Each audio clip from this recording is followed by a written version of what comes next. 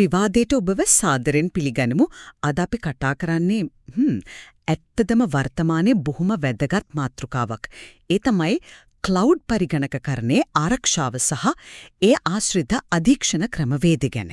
මොකද ක්ලවුඩ් කියන්නේ දැන් ව්‍යාපාරවලට තාක්ෂණ ලෝකෙට නැතුවම බැරි දෙයක් වෙලානේ.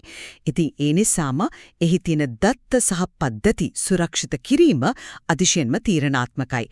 අපි මේ කතිකාවත සඳහා පදනම් වෙන්නේ අපේ මූලාශ්‍ර ද්‍රව්‍යවල ඉදිරිපත් කරලා තියෙන කරුණු.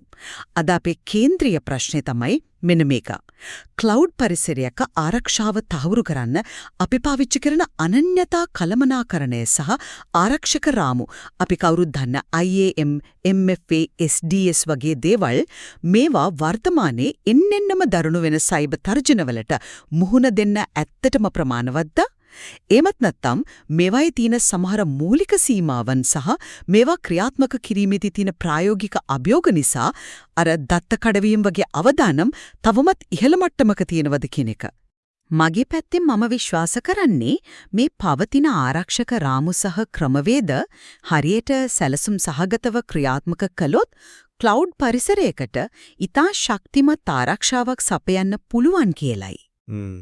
මගේ අදහස නම් එතනදී ටිකක් වෙනස්. මම පිළිගන්නවා ඔබ කිව්වා වගේ අර IAM, MFA වගේ රාමු අත්‍යවශ්‍යයි. ඒක ප්‍රශ්නයක් නෑ. හැබැයි ක්ලවුඩ් පරිසරය කියන්නේ ඊටාම සංකීර්ණ, නිතර වෙනස් වන දෙයක් නේ. ඒ වගේම තමයි සයිබර් තර්ජනත් එහෙමයි. දවසින් දවස අලුත් වෙනවා, දරුණු වෙනවා. ඉතින් මේ තත්ත්වය තුල මේ සම්මත රාමු මත විතරක් යැපියම මම හිතන්නේ නෑ ඒක ප්‍රමාණවත් කියලා. ප්‍රායෝගිකව බැරුවම අවදානම් තවමත් ඉතා ඉහළ මට්ටමක පවතිනවා කියන එක තමයි මගේ තර්කය. හොඳයි. මගේ පැත්තෙන් මම දකින්නේ මෙහෙමයි. මේ නවීන ක්ලවුඩ් ආරක්ෂක ක්‍රමවේද දිහා අපි බලන්න ඕන ඒවායේ සම්පූර්ණ ශක්තිතාවයත් එක්ක. උදාහරණයක් විදිහට ගමුකෝ අනන්‍යතා සහ ප්‍රවේශ කළමනාකරණය. ඒ කියන්නේ IAM, Identity and Access Management. මේකේ මූලික අදහස තමයි අවම වරප්‍රසාද පිළිබඳ මූලධර්මය. එහෙම නැත්නම් Principle of Least Privilege PLOP.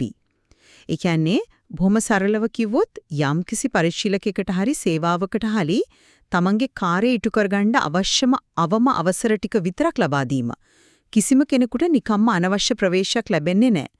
අපි ප්‍රතිපත්ති, ඒ කියන්නේ policies සහ භූමිකාව roles හරහා මේක ඊටාම සූක්ෂමව පාලනය කරනවා. ඊළඟට බහුසාධක සත්‍යාපනය MFA multi factor authentication ඒකෙන් වෙන්නේ අනන්‍යතාවය තහවුරු කරගන්න තවත් ආරක්ෂක ස්තරයක් එකතු කරන එක. නිකන් මුරපදයක් වගේ දන්න දෙයක් එක්ක සමහර විට ෆෝන් එකට එන කෝඩ් එකක් වගේ තියෙන දෙයක් නැත්නම් ඇඟිලි සලකුණක් වගේ ශරීර කොටසක් එකතු වුණාම අනවශ්‍ය පිවිසීමක් කරන්න තියෙන ඉඩකඩ ඇත්තටම විශාල ලෙස අඩු වෙනවා. ඒ වගේම software defined security SDS වලින් ආරක්ෂක පාලනයන් automate කරන්නත් පුරුවන්. මේවා හරියට configure කරලා manage කරනවා නම් ආරක්ෂාව ඉතා ඉහළ මට්ටමක තියන්න පුරුවන් කියන එකයි මගේ අදහස. ගොඩක් වෙලාවට ප්‍රශ්න ඇති වෙන්නේ මේ තාක්ෂණයන්ගේ වැරද්දක් නිසා නෙවෙයි ඒවා ක්‍රියාත්මක කිරීමේදී සිදුවන සමහර විට මානව දෝෂ හෝ වැරදි වින්‍යාස කිරීම misconfigurations නිසායි. ඇත්තටම සංකේතනය encryption, දත්ත at rest, in transit, in use වලදී යෙදවීමෙන් මේ ආරක්ෂාව තවත් ශක්තිමත් කරන්න පුරුවන්. ඔබ කියන දේවල් න්‍යායාත්මකව ගත්තම ඊටාම හොඳයි. ඒකේ ප්‍රශ්නයක් නෑ. ඒත් ප්‍රායෝගික යථාර්ථය ටිකක් වෙනස්, ටිකක් සංකීර්ණයි. අපි IAM සහ PLOP ගැනම කතා කරමුකෝ. දැන් පොඩි සිස්ටම් එකක මේක මැනේජ් කරන එක සමහර විට ලේසි ඇති. හැබැයි අද තියෙන මහා පරිමාණ බෙදා හැරුණු cloud පද්ධති, large scale distributed systems වල සමහර විට users ලා දහස් ගණනක්, services 100 ගණනක්, roles, policies අතිවිශාල සංඛ්‍යාවක් තියෙන්න පුළුවන්. ඉතින් මේ වගේ පරිසරයක අර PLOP එක හරියටම පවත්වාගෙන යන එක, අවශ්‍ය වෙනස්කම් හරියටම කරන එක ලේසි වැඩක් නෙවෙයි. ඒක පොඩි වැරදි configuration එකක්, misconfiguration එකක් නිසා බලාපොරොත්තු නොවුණු සමහර විට ඊටාම බරපතල security vulnerability එකක් ඇති වෙන්න ඉඩ තියෙනවා. MFA ගැන කිව්වොත් ඒක සාමාන්‍ය password වලට වඩා ශක්තිමත්. ඒක ඇත්ත. නමුත් MFA පවා මගහැරලා යන්න පුළුවන් ක්‍රම දැන් තියෙනවා. අර දියුණු social engineering attacks, session hijacking නැත්නම් MFA process එකේම තියෙන දුර්වලතා උදාහරණයක් විදිහට SMS වලින් එන කෝඩ් මේවා හරහා account compromises සිද්ධ වෙනවා අපි ඕන තරම් දැකලා තියෙනවා. අනික අර federated identity සහ single sign on SSO ඒවා පහසුයි තමයි ඒකෙන් වෙන්නේ එක තැනක සිකියුරිටි එක බිඳුනොත් ඒකට ලින්ක් වෙච්ච අනිත් හැම සිස්ටම් එකකටම දොර ඇරෙන එක.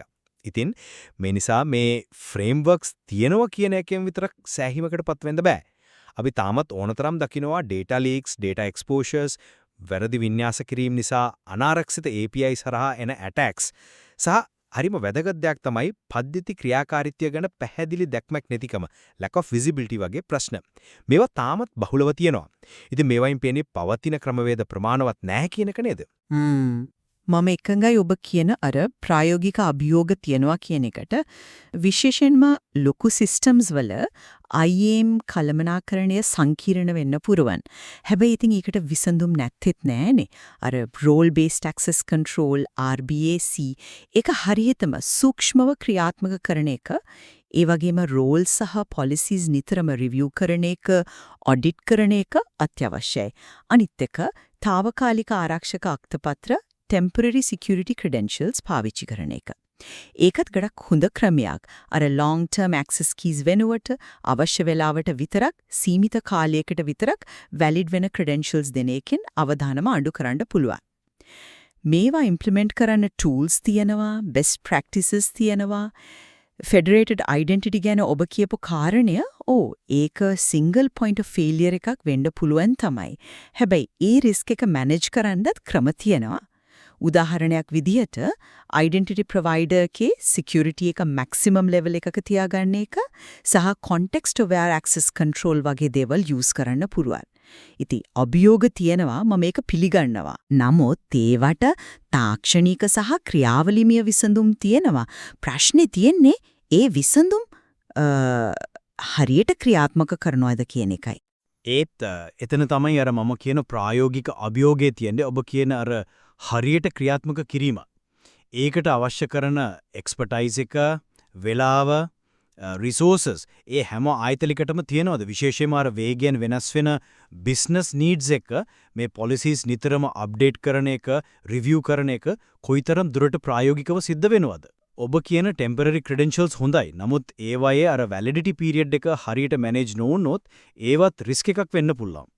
අනික අර MFA bypass ගැන මම කලින් කිව්වා වගේ ටෙක්නොලොජි එක කොච්චර දියුණු වුණත් මිනිස්සුන්ව රවට්ටලා ඉන්ෆර්මේෂන් ගන්න ක්‍රම හැකර්ස්ලා හොයා ගන්නවා. ඉතින් මේ tools තිබුණත් ඒව වටේ තියෙන human factor එක, process වල තියෙන weaknesses සහ අර වේගයෙන් evolve වෙන threats නිසා security එක 100% guarantee කරන්න බෑ කියන එකයි මගේ අදහස. ඒ වගේම මේ access control methods කොච්චර strong වුණත් system එක ඇතුළට ආවට පස්සේ සිදුවෙන දේවල් monitor කරන එකත් ඒ වගේම වැදගත්. එතනදී තමයි අර software defined security සහ automation ගැන කතා වෙන්නේ. ඔව්, ඒක හොඳ සම්බන්ධයක්.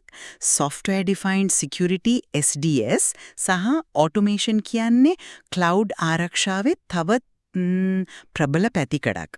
SDS වලින් ඇතරම වෙන්නේ ආරක්ෂක පාලනයන්, උදාහරණයක් විදිහට network segmentation, intrusion detection systems, access controls වගේ දේවල් software හරහා policies මත පදනම්ම define කරලා implement කරලා manage කරන එක. මේකේ තියෙන ලොකුම වාසිය තමයි speed එකයි consistency එකයි. ඒ කියන්නේ වේගවත් බව සහ ස්ථාවර බව. මිනිස් අතින් වෙන delays, misconfigurations අඩු වෙනවා. යම්කිසි threat එකක් detect කරගත්තම ඒකට response කරන්න ගත වෙන කාලය ඊටම අඩුයි. automaticallyම network එකක් isolate කරන්න, suspicious IP addresses block කරන්න, නැත්නම් user access එක suspend කරන්න වගේ දේවල් කරන්න පුළුවන්. ඉතින් මේ නිසා ආරක්ෂක තත්ත්වය maintain කරන්නත්, incidents වලට ඉක්මනින් response කරන්නත් SDS සහ automation වලින් ලොකු support එකක් ලැබෙනවා. automation වල speed එකයි consistency එකයි ගැන මම එකඟයි. ඒකේ වාසියක් තියෙනවා. හැබැයි ඒකෙම අනිත් පැත්තත් බලන්න එපා. එක වැරදි policy එකක් හරි software bug එකක් හරි තිබුණොත් ඒකෙන් ඊටාම විශාල පරිමාණයේ දරුණු ආරක්ෂක අසාර්ථකත්වයක්, catastrophic failure එකක් එක මොහොතකින් වෙන්න පුළුවන්.